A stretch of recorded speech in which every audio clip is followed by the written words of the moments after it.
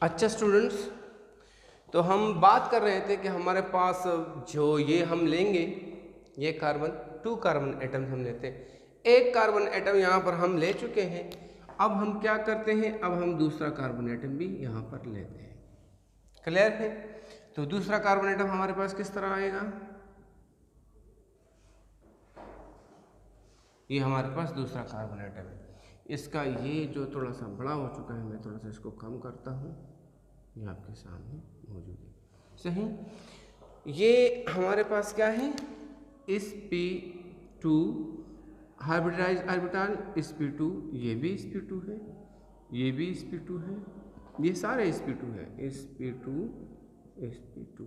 हाँ, उसमें मैंने अनहाइब्रिडाइज्ड बनाया हुआ है, लेकिन इसमें नहीं बनाया, तो मैं इसमें भी बना देता हूँ। ये देखिए, ये हमारे पास क्या है, ये हमारे पास है अनहाइब्रिडाइज्ड p ऑर्बिटल। ये मैंने यहाँ पर थोड़ा छोटा बनाया है। क्लियर है?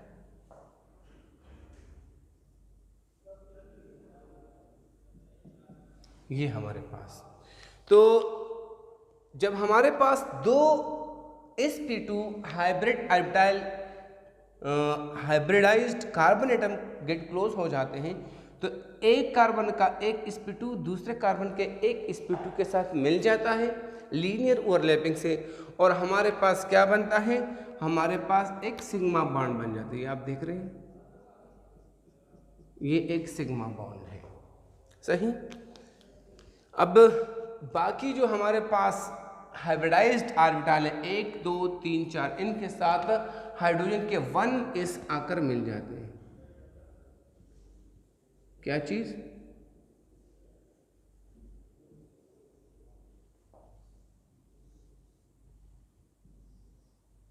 हाइड्रोजन के 1s आकर यहाँ पर लीनियर ओवरलैपिंग से बना लेते हैं अगेन सिग्मा बॉन्ड। हमने बात की ना, हाइब्रिडाइज सिर्फ सिग्मा बॉन्ड बनाते हैं, तो ये चूंकि हाइब्रिडाइज थे सारे सिग्मा बॉन्ड बनाते हैं।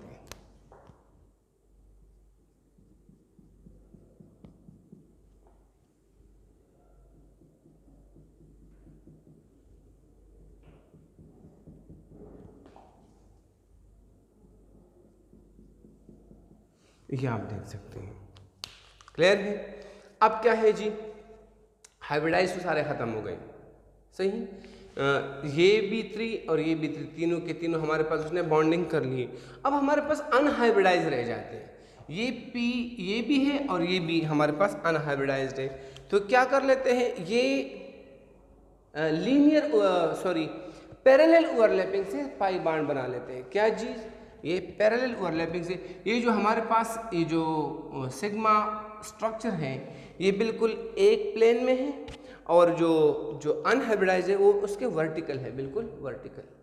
समझ में बताइए ना, एक हमारे पास क्या होता है, ये बिल्कुल हमारे पास जो हाइब्रिडाइज्ड ऑर्बिटल इसका प्लेन है, और इसके ऊपर हमारे पास 90 एंगल बनाते हुए क्या है ये, तो आपस में क्या कर लेते हैं, ये पैरेलल ओवरलैपिंग कर लेते हैं और हमारे पास ये बॉन्ड बना लेते हैं।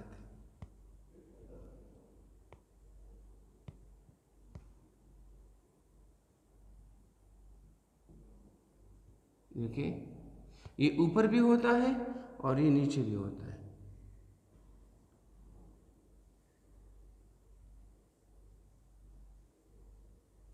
ये दो बाण नहीं, ये एक ही बाण है, लेकिन ऊपर नीचे दोनों होता है, क्योंकि हर बाण ने क्या एक सर्कल कंप्लीट करना होता है, ताकि ये क्या बार बार टर्न ले सके। तो ये हमारे पास क्या है, पाई बाण जो क्या कर लेता है, अनहाइब्रिडाइज्ड p ऑर्बिटल ने बना लिया है। अगर हम इनके स्ट्रक्चर को देखें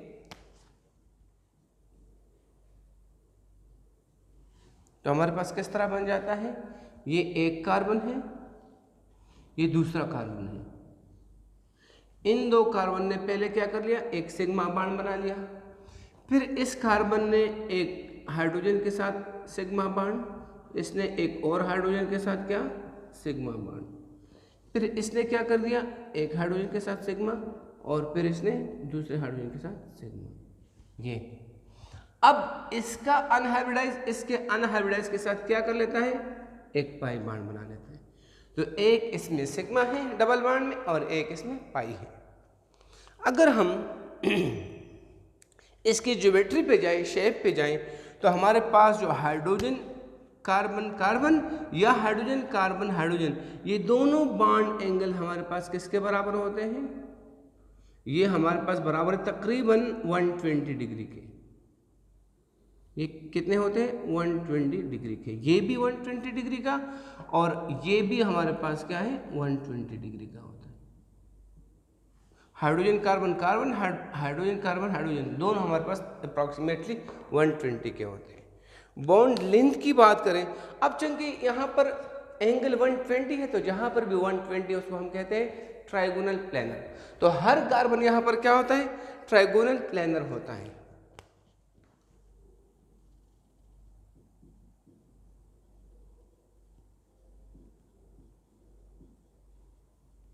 ये इसकी शेप है ट्राइगोनल प्लेनर, या सिंपली इसको प्लेनर भी कहते हैं, सही, 120 एंगल वाला। अगर लेंथ की बात करें तो इसकी जो कार्बन कार्बन लेंथ है वो कार्बन कार्बन सिंगल बॉन्ड की बनिस्बत हमारे पास कार्बन कार्बन सिंगल बॉन्ड में कितना लेंथ है, वहाँ पर हमारे पास था 1.54 एंगस्ट्रॉम, या इसको हम कहते हैं 154 पिकोमीटर। तो यहाँ शॉर्टर है, यहाँ है 1.34 एंगस्ट्रॉम, या आप कह सकते हैं 134 पिकोमीटर। मैं स्केल आपको लिखवा चुका हूँ ऑलरेडी कि मतलब दोनों में सिर्फ क्या है, एक डेसिमल 100 का फर्क है।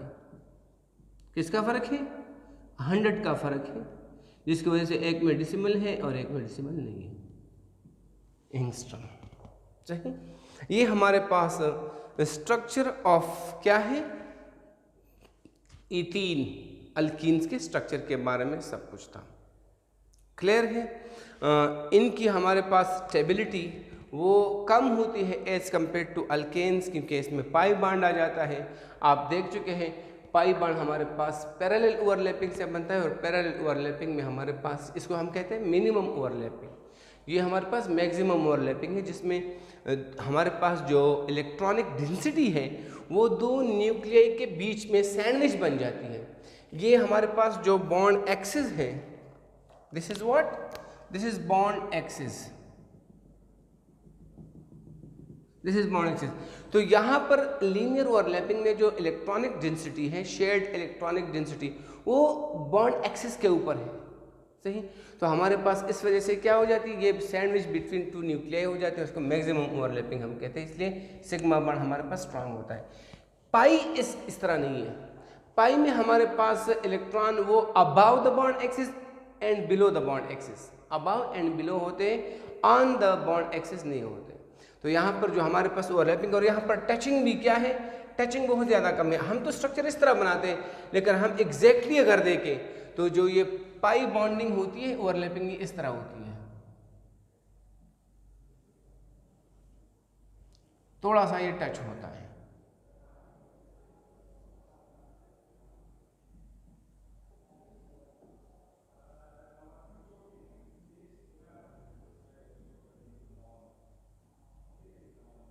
थोड़ा सा ये क्या होता है,